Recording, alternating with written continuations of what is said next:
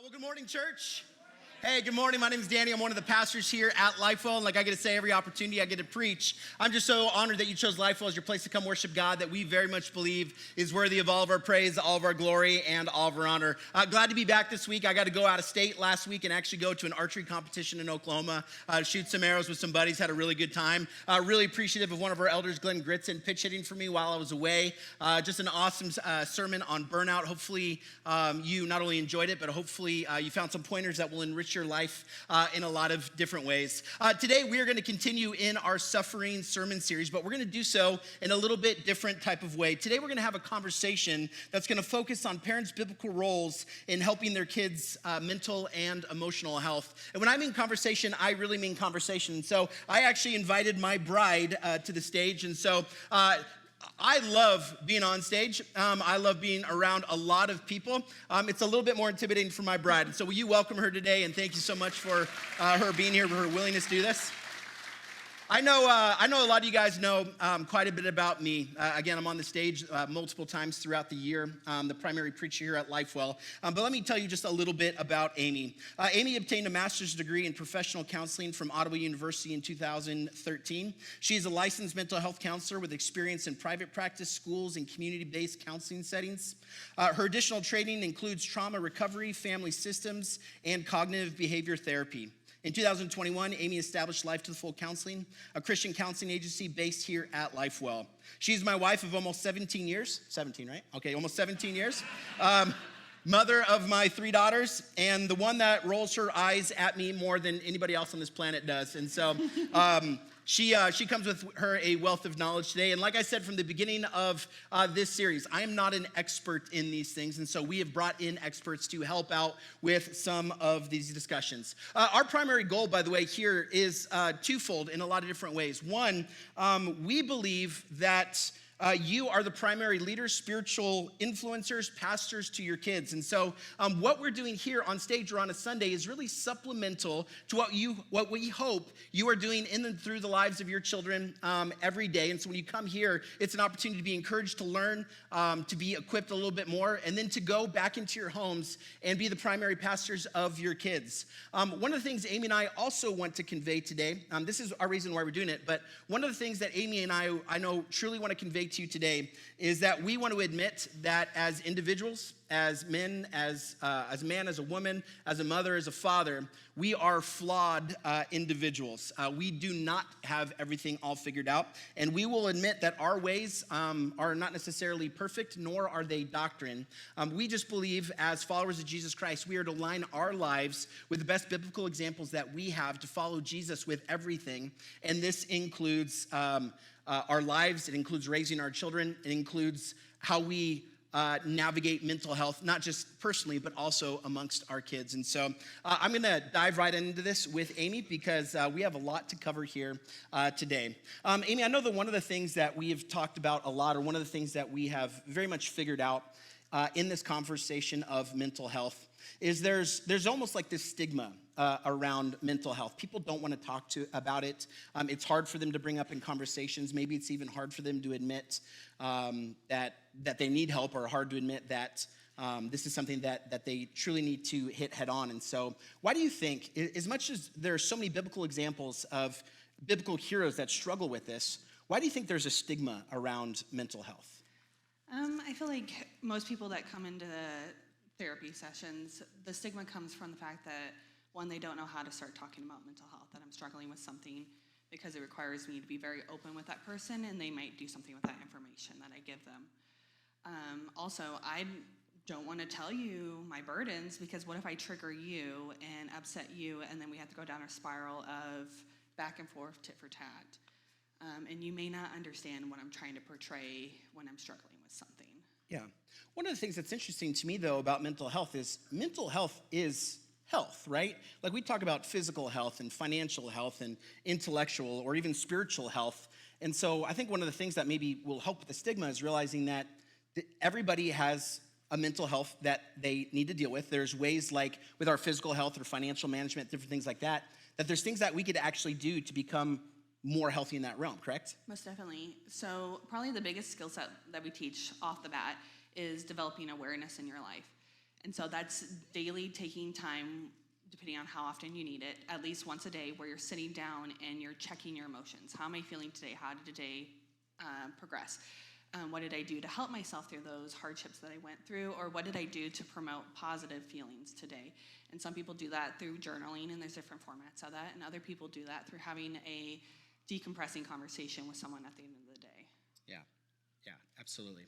If you don't mind, we're going to dive right into this because we have so much that we need to cover. And so, talking about parents, as parents, we want to provide mental, emotional, physical, spiritual health for our kids to the best of our ability. And because we're talking about parents, and we are the ones that God has given us this responsibility in our kids' lives to be their parents. And so one of the questions I want to start with is, how big a factor is a healthy marriage in terms of our kids' mental health? Like, how much does that factor into it? An extreme lot. There is such a high importance on parents being a united force and their children thriving through that. So if we go from a systemic view of how family structures work and how those cycles get passed down from generation to generation, is a child that is usually thriving in life have parents that are united. They work as a team, they laugh, they conflict resolution together, and they're constantly promoting the family's future by working together. When you bring the child up into that hierarchy of the relationship, you're teaching that child, one, they have the authority in the relationship to tell the parents no, or to have input and say in situations that necessarily they don't always need to have input on.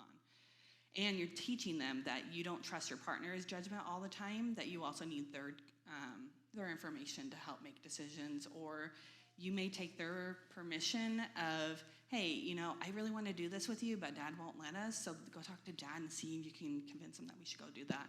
And you're messing up the whole dynamic of that family unit, which then creates a whole bunch of struggles. Yeah. One of the things that we preach about a lot is a biblical construct within the household, specifically within marriages. If you go all the way back to the book of Genesis, you will see that God very much designed marriage, and he designed it for intimacy, he designed it for companionship, and he designed it for very specific reasons with very set goals for that relationship.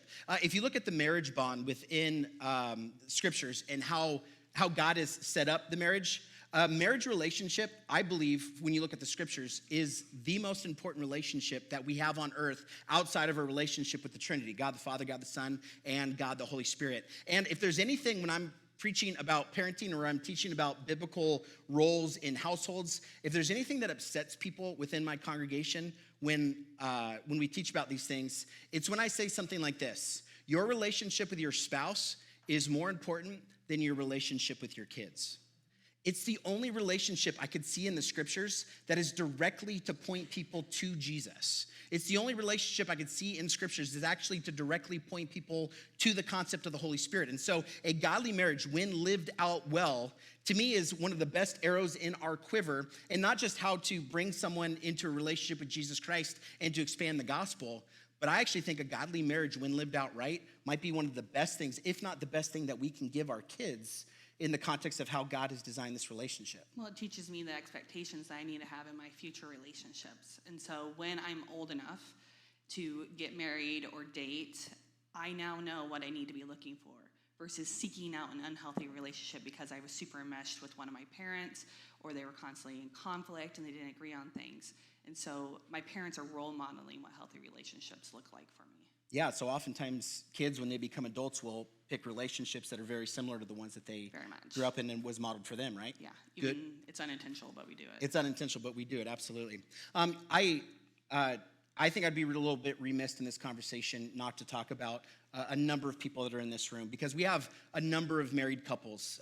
And I just talked with a couple that's been married like 56 years. Like, we have couples that have really stood the test of time. But I also want to say there's people in this congregation that we love that are single parents, been through divorces. That relationship is no longer there. And so if you're someone that finds themselves in a co-parenting situation, you're no longer with that individual, but obviously they are still the mother, the father to your children.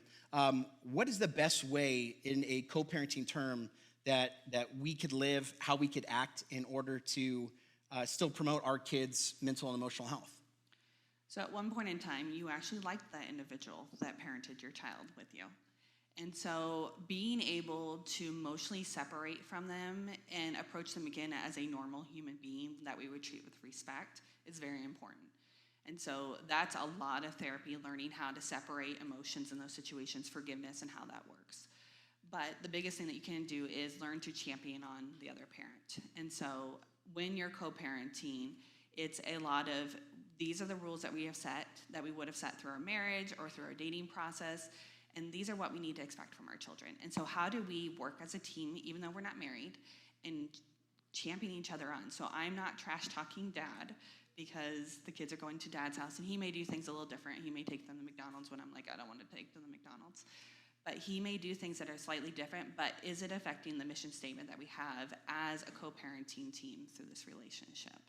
Yeah, and I know one of the things that's interesting, one, we don't want to downplay, like obviously there was a separation, there was a divorce that happened because there could have been a lot of hurt, there could have been trauma, there could have been abuse, there could have been a lot of different things, and we're not downplaying that, but what are you, when you are communicating something in front of your children about your former spouse, your ex-spouse, what inadvertently are our kids picking up when you are trash talking your ex instead of building, not necessarily building them up, but at least supporting them in a way where you realize that they're still the mother, the father of my kids. So what are our kids picking up when we are talking about them in that light? Yeah, so unintentionally, when we're trash talking the other parent in the relationship, is we are telling our children that the half of you that came from that parent is not good. That those traits that you have from that parent, because your child picks up traits from both parents, that those traits are unhealthy, that you shouldn't feel that way, that you should feel bad for yourself because you are similar to your parent because you have half of their genes and half of their behaviors. And so as a result of that, you are struggling. You are not a good person because I don't like dad. I'm just going to keep using dad as an example. I don't like dad. And so because dad's a bad person, he makes bad choices, he was a jerk in our marriage or whatever, I'm going to talk bad about dad, and as a result, those little bits that made you half of a human being are also bad because that comes from dad, and it creates this huge anxiety spiral sometimes of, I want to make sure I'm super aligned with mom in that situation, and we're working on that bond. Or it creates this huge depressive cycle that they go down because I start challenging who I am as a person, and I don't feel worthy as a person because my parent also doesn't feel like that's a good part of who I am. Yeah, so, you might not have had any intention whatsoever of putting your child down, but when you're talking bad about their mom or their dad, they're going to translate it in an unhealthy way because, in part, they are 50% of that person. Correct. Most kids struggle with being able to verbalize how they're feeling in those situations. They don't know how to put the sentences together to even practice that higher level of thinking of, I'm feeling this way when you say those things, because they don't have the training to learn how to communicate like that. Yeah. I know one of the things that you've studied so much is the concept of technology and how it affects kids, specifically in the context of their mental health. And so, all of our kids, whether they have video games, TV, screen times, those different kinds of things. Speak into the overstimulation of technology, how it affects our kids, and maybe even the wisdom of practicing limiting on certain cases of technologies and why to do so? Yeah, so when we are having screen time, it's triggering a part of our brain that triggers anxiety inside our bodies. And so I'm absorbing this light. That's why we have the special glasses that wear at night now, so you can get on your tech devices before you go to sleep. But it also not only is it triggering anxiety, we're constantly being bombarded with new images. So even when scrolling through TikTok or watching a show on TV, that screen is constantly changing every 3 to 5 seconds, which means instantly you're increasing the hyperactivity inside your brain and the need for constant stimulus. And because of that, I can't focus as a kid at school because I'm used to constantly being provided new stimuli. Also, I am highly anxious because I'm constantly being triggered from my video games, my TV, whatever I'm using electronics for. And so it's constantly increasing my anxiety. I may not be able to verbalize that, and I may be stimming to release that anxiety. I may be having verbal outbursts at home or throwing things physically across the room. But I'm showing that high level of anxiety that's being developed from those technologies. Yeah, and so obviously our kids are inundated with technologies, and technologies are part of life. Like we can't get away from them. They're going to school. They're on their tablets. We have to be on our computers, phones, different things along those lines. But what could we do in place that's maybe a little bit more healthy for them at times? How much would you say screen time they need, and what would you recommend to parents as far as backing off a little bit with screen time? Well, for the most part, most kids, 2 to 3 hours a day is all we need. And so which means I burn all of that at school and I get excess at school because I'm on my tablets or my Chromebooks or whatever the school provides for them. And so I've already burned through every electronic moment that I probably should have at a healthy level while I'm at school learning material.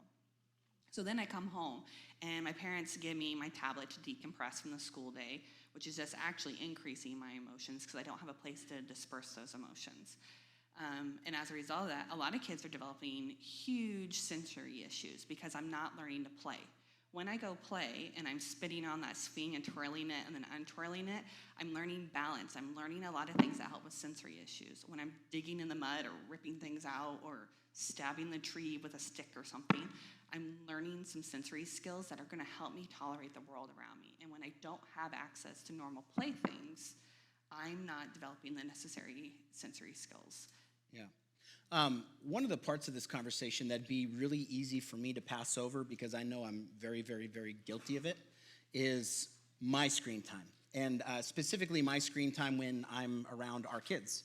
And so what are we communicating to our kids when, they've been out at school all day, we've been out at work all day. I know as, mom and dad, we needed to decompress too, but when we are constantly on the TV or checking our emails or on the computers or playing video games, different things along those lines, and we're doing it to an excess, what is that communicating to our kids? What is that doing to our kids? Well, it's telling our kids that electronic time is more important than the kid.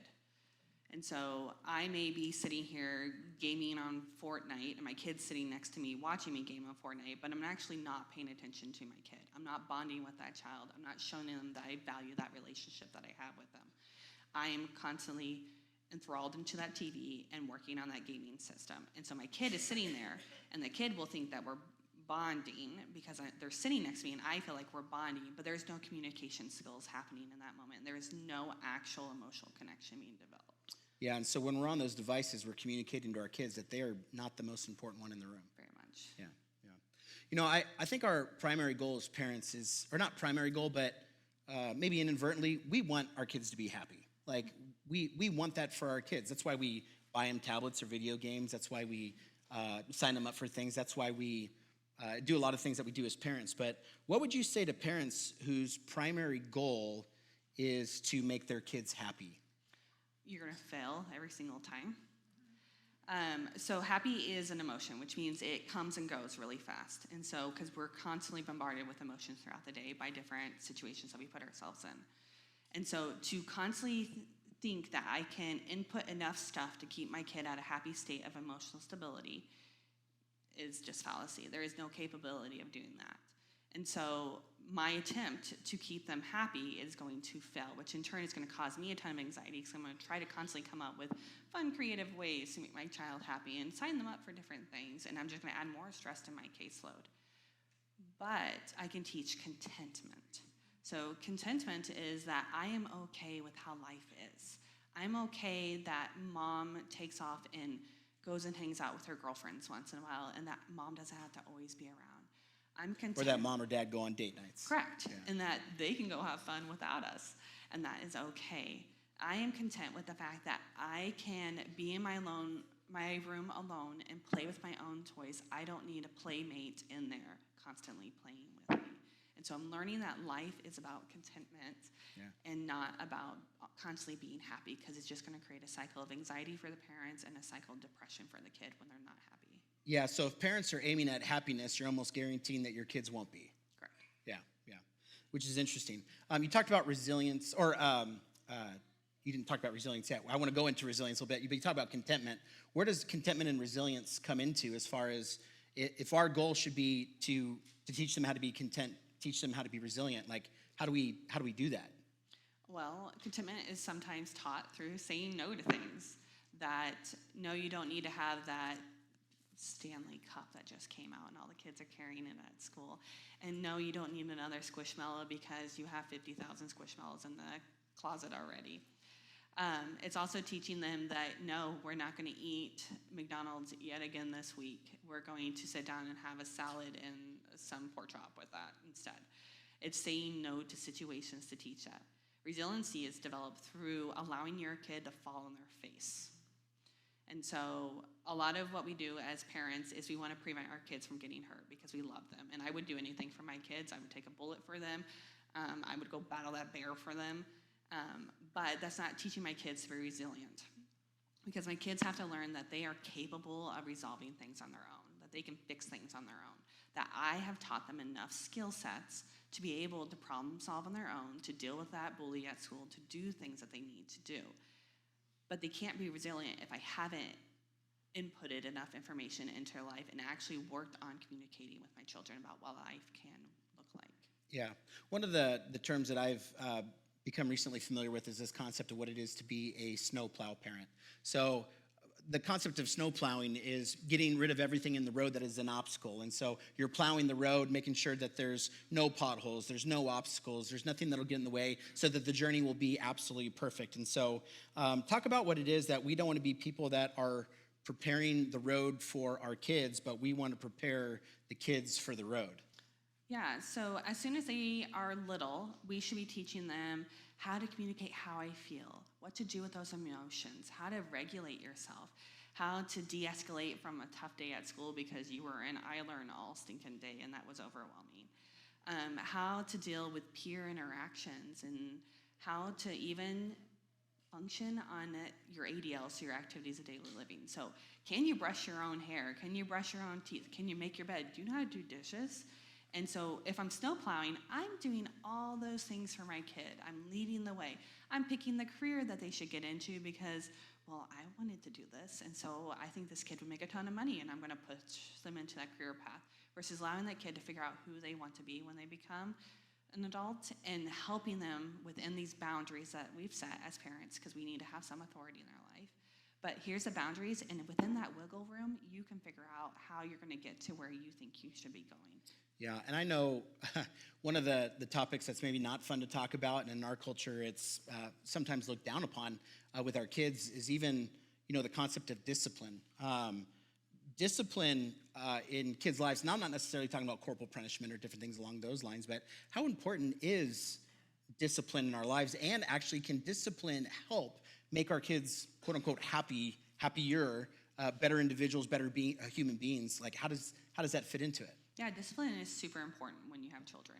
And so the kids that I have come into my office that are jumping around my office or running in the hall and screaming and digging through my desk and stuff are kids that don't have any kind of structure at home, no boundaries, no expectations.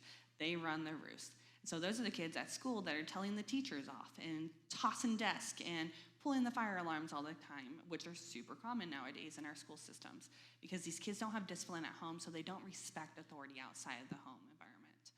And so discipline is great because it tells me that this is right and this is wrong, that for every action that I do, there is a positive or negative consequence for that action that I chose in that moment. And that is something that if we don't teach them when they're little, when they're big, the consequences are huge and they're not going to know how to respond in those situations. So, for example, when kids are little and they decide that they don't want to get up for school and you're constantly trying to get them up, and now I'm late to school today, it's on that kid. It's not your fault that kid's late to school. You tried to teach them. You set the alarm. You asked them to get up, and you constantly did that. And they're late. They'll get some tardies.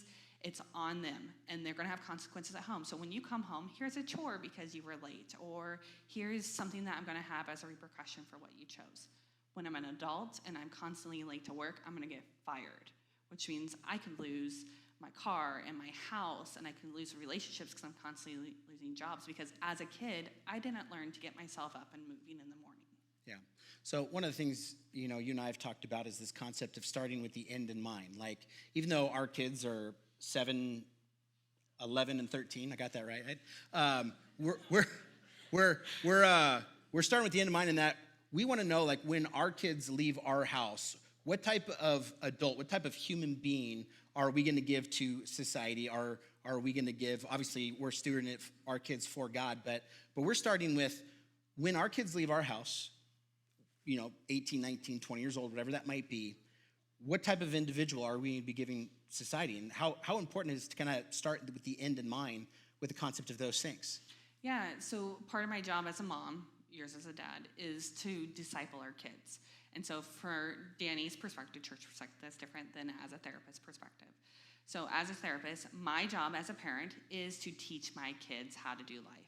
And so as 25-year-olds, we love our kids to be independent, living on their own, financing their life, which means that they've picked careers, whether that be through a tech program or a college program, where they know how to find food at the grocery store and actually cook a meal, and they know how to wash laundry, which is crazy that a ton of college students can't even wash their own laundry.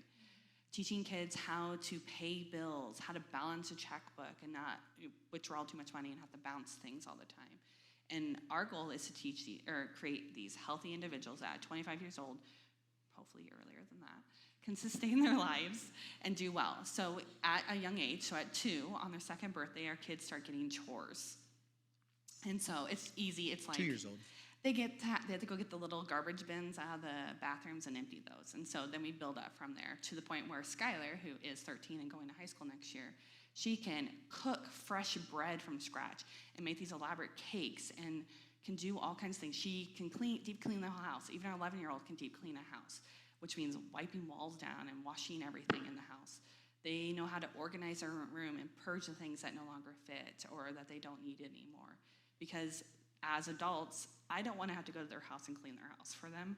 And I don't want to have to walk their kids to the doctor's office to ask the questions. I want them conversing with the doctor about what they're struggling with. Yeah. And one of the things that I know, even from a very young age, 2, 3, 4 years old, when our children were seeing what in their minds and their lives at the time was a complex problem, we weren't quick to swoop in and solve that problem for them. We always said, okay, there's a problem in front of you. What do you need to do to fix that problem? What do you need to do to handle it? One of the things that I want to point out, I love pointing out like the roots of words and how words are established and what comes from those words. Think about the word discipline for a second. Like we think of it something that doesn't involve things in our kids' lives, like it's not where our culture is going. But we get the word disciple from the word discipline. We are called to be disciples of Jesus, one who follows after Jesus, being transformed daily by Jesus, one who's committed to the mission of Jesus. And guess what that takes? It takes discipline. It takes discipline in life to walk the Christian life. It takes discipline in life to be a man, to be a woman, to be a husband, to be a wife, to be a parent, to be a child. It takes discipline. And going back to the authority thing really quick, as far as respecting authority and teaching them that not only are you authority in their life, but their teachers and their principals and the firemen and the police department, and these things are authority in your life. If you don't teach kids how to respect authority, don't wonder why when your kids are in their 20s and 30s, why they can't connect to their authority God, who is the ultimate authority of our lives, because you failed to teach the concept of how important it is to respect authorities and to treat them with respect. Like it goes hand in hand even with how we relate to God. It's a big deal. Well, and discipline isn't just like, I'm going to punish you for making a bad choice. Discipline is, I want to stay thin. And so to do that, I have to work out and I have to make healthy food choices. And I have to make sure that I'm sleeping correctly. And it provides structure to my life that helps guide me down the road. It helps me discipline of, I can't abuse my friend by constantly making them pay for everything or be the driver to places that I have to, there's a give and take into relationships. And so it's developing discipline for multiple different things. Yeah. Let's get into talking about prioritizing our children's schedules. We have become, I think, very content as parents to kind of pass the buck a little bit of allowing a lot of different people to raise our kids. Now, granted, I love the fact that our kids are in school and they're being influenced by teachers, they're being influenced by coach. Our daughter's in music, our other one's in jiu-jitsu, our other one takes horseback riding lessons. And so we have coaches, music teachers, people in their life that are influencing them. But I just see a rise of parents who, they have their kids in things 5, 6, even sometimes 7 days a week in their life where we are called to be the stewards of our children by God. Like we are called to be their parents. But sometimes we put so many things on their schedule that we're passing the buck of parenting to other people. Again, I love coaches and everything else. They're going to constantly be in our kids' lives. But how important is it to prioritize our kids' schedules, and to put routines in their life that will help them with this subject? Well, most kids that are involved in a ton of activities are super stressed out individuals. They don't sleep as much, they're worn out physically, they can't focus in school because they're thinking about the game that's coming up or the practice and the 10 other things that they have to do that day. And so their mind is somewhere else. They're not learning to be a kid. They're not learning that it's okay to have rest. And that rest is actually something we're supposed to be doing biblically. And biblical, yeah. And so they don't know that it's okay that I just be, that I sit here and read a book, or that I craft, or that I'm in the backyard just soaking up the sun in the hammock. And when they're running and they're constantly doing things, they don't have the ability to actually decompress ever from anything that they're experiencing.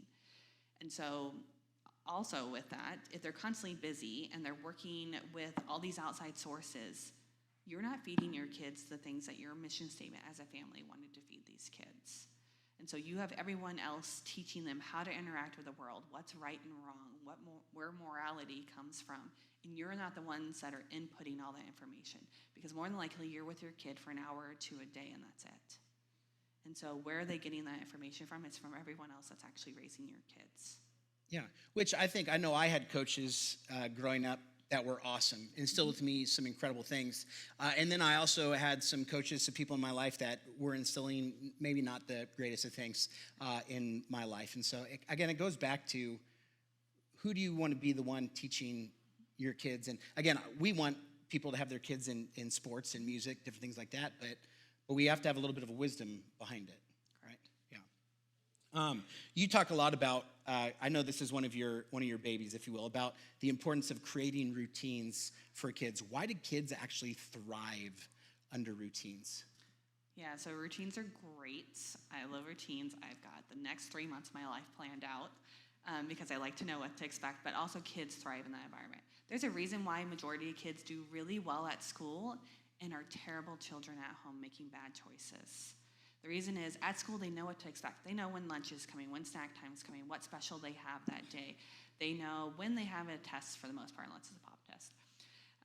They just know what to expect. They know how my teacher is going to react in certain situations because she's very consistent, or he is very consistent. They know that if I'm struggling with someone, I can go down the hall to that school counselor and chit-chat with her because she's fantastic and she understands me and she'll actually listen. One, because she's paid to listen, but also two, because she actually loves me and cares about me. And so they know what to expect. They have this routine. They know what's for lunch on Wednesday because it's chicken day every Wednesday. And so they have these wonderful routines and they thrive in that environment. When you come home and I don't know what to expect, it's like mass chaos because mom's last minute, we gotta go, we gotta get out the door. We have soccer and then we have baseball and then somehow we're gonna eat in the middle of all that and we're like rushing and picking up stuff everywhere. Versus if in the morning, mom would front load the kid, meaning that she's saying, okay, so we're gonna go to school and I'm gonna be the one to pick you up. When we get home, you have about 10 minutes to eat a snack, get a drink, your bags are already packed for all your activities we're doing today. Dinner is going to be this, and they're front loading the kids and setting up that routine that even they can look at a calendar and be like, oh, yeah, I know when I've got volleyball or whenever because it's on a calendar. The kid knows what to expect, and they have control in their environment, which decreases their anxiety. And anxiety leads to anger and outbursts a lot of times with children. Yeah. One of the things I want to touch upon, we've touched upon it a little bit, but one of the things that I hope of our children is that when they're older, when they're out of our house, we want incredible relationships with our kids. We want that friendship. We want them to feel comfortable coming over to our house when they've left the nest, and we want that bond. But why is it, or I should say, why is it important that our primary responsibility within our kids' lives is not necessarily to be their friends? I think a lot of parents approach parenting as, well, let me be their friend. Let me be their that person in their life that's buddy-buddy. Why is that maybe not the best way to approach parenting? Because there needs to be the ability to separate. So as a friend, I encourage you to keep doing the choices that you want. I don't push back a ton with my friends. Now, if they're making a horrible, horrible life choice, I obviously want to push back. For the most part, as a friend, I don't push back on things. I go with the flow. As a parent, I need the ability to say, no, you're wrong. this is what the expectation is here, and you are not meeting the bar. And because you're not meeting the bar, here's the consequences for that. And I can't do that as a friend because we're going to break our relationship that we have. But as a parent, you know I'm there. I'm always there for you. And I will support you through anything, even if I'm not happy with what you're doing right now, and I give you consequences for that. I will be there through those consequences for you in that moment. And a lot of friendships break because they can't make it through those things. My kids have to know that I'm an authority in their life. That if I say, no, you can't go to that girlfriend's house because I don't appreciate what they do as a family unit, and she is a friend that maybe you can talk to at school, but we're not going to interact outside of school because they don't fit our morals or whatever, that they have to be able to respect that choice and not constantly be pushing back, because if they are my friend, they're going to push back and try to convince me as mom to let them go to that house. Yeah, and we talked about that, the importance of, again, authority, but this is kind of also how God has set it up. Correct, because there's a hierarchy Yeah. in relationships. Because if I'm a friend of my child, so my daughters, then I've enmeshed in their lives and brought them back into the hierarchy of the relationships. And so now they are on the parent level of family dynamics. Yeah. I know we got to get to the end of this conversation here, but I want you to touch on a few things. I know one of the things that you do so well is work with parents to help get them to get their kids to open up. And so if there's something going on at home and their kid isn't talking or ignoring you or just wants to go into their room, or there's something going on that's drastic, how do you help parents in what tools do you give them to help them get their kids to open up emotionally, conversationally with them? Yeah, so one of the things is you have to remember how hard it was to be a kid and a teenager, especially middle school. It's a very awkward stage of life for all of us. Yeah. And so, one, their experience through middle school, elementary school, and high school are not our experiences through those decades of their life, too. But we also know how it feels to not feel the same as or the part of. And so you don't give your stories of, well, when I was in middle school, this happened to me. Instead, hey, tell me about what is happening at school. Ask detailed questions. Most kids, if you haven't been a parent that since itsy-bitsy years, haven't been talking to them about personal things constantly and role modeling for them how to communicate, kids don't want to talk to you. So throw them in a car. Go get a drink, go get ice cream, and drive. Drive and check out the scenery, drive through weird country roads, and just talk to your kid. Ask specific things like, hey, what are you learning in math class? Oh, okay, I don't remember learning that. They taught us different things. Or, hey, what was going on with Rebecca the other day? Because I noticed that she looked a little off when I was picking you up from school.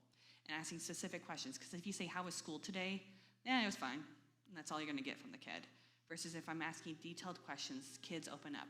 When they're sitting behind me in a car, they can't see my facial responses to them. And kids open up like crazy when you're driving them around to places. That's why you get these crazy existential conversations in cars about, why do ducks fly and why do birds tend to poop on cars? And they ask these crazy questions because they can't see your facial responses, and they can ask all kinds of stuff.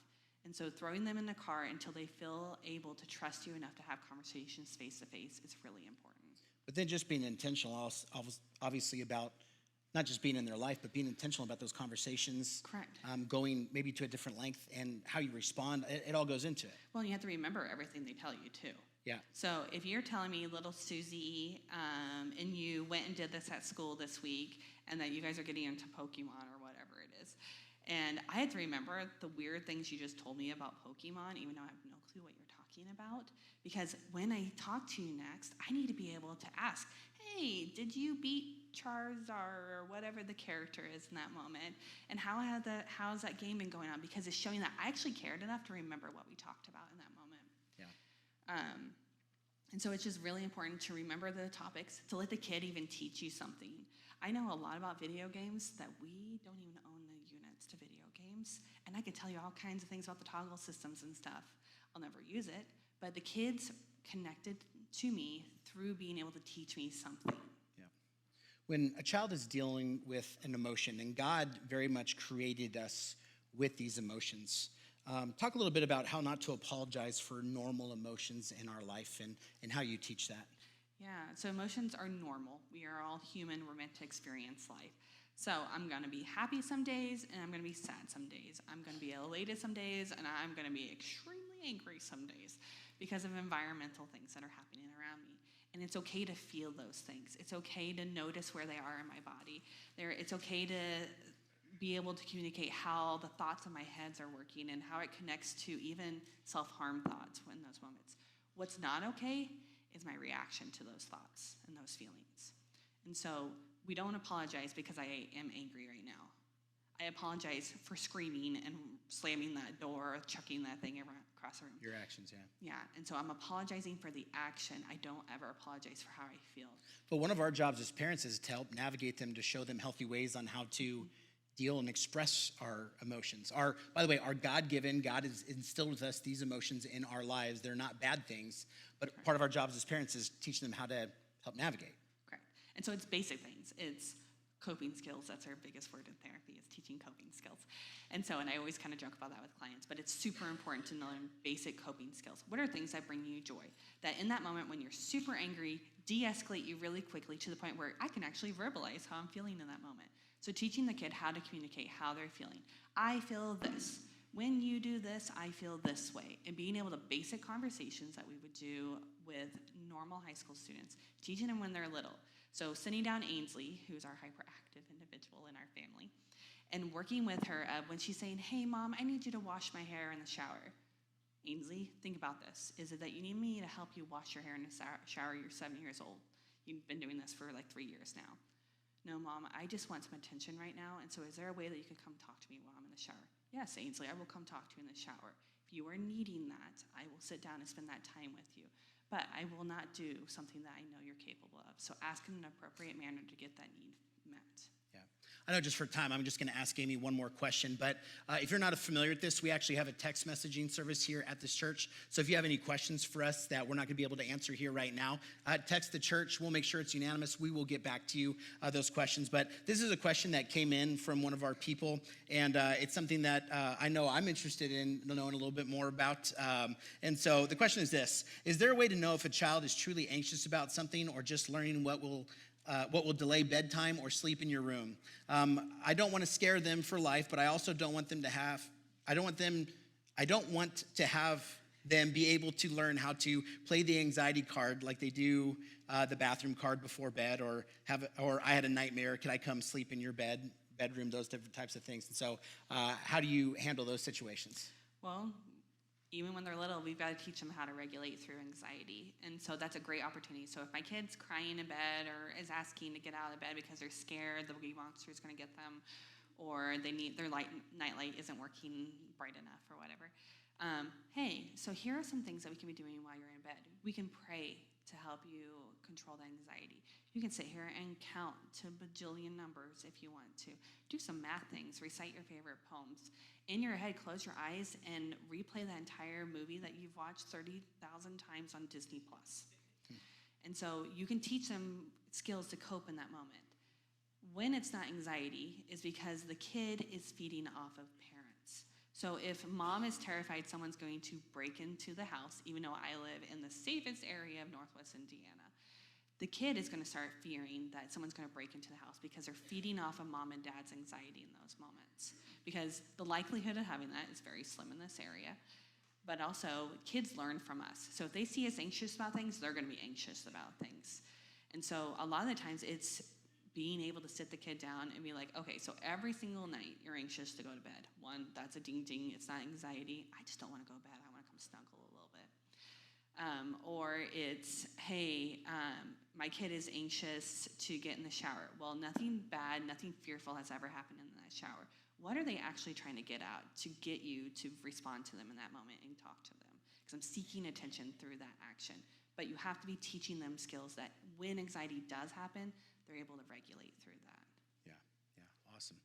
You know, one of the things that we wanted to accomplish today was to open a conversation, because I think this is at the heart and the mind of so many of our people. And quite frankly, we just need to start talking about it, making it realize that mental health is health as much as we'd be willing to talk about financial health, spiritual health, diets, different things like that. This needs to be part of the equation. And there's things that we could do to become more healthy as parents, as men, as women, better being parents to our kids. And so I hope this conversation enriched your lives a little bit today. Let's not make it the end of the conversation. If you have any follow-up questions, please reach out to us, whether it be text, email, follow-up.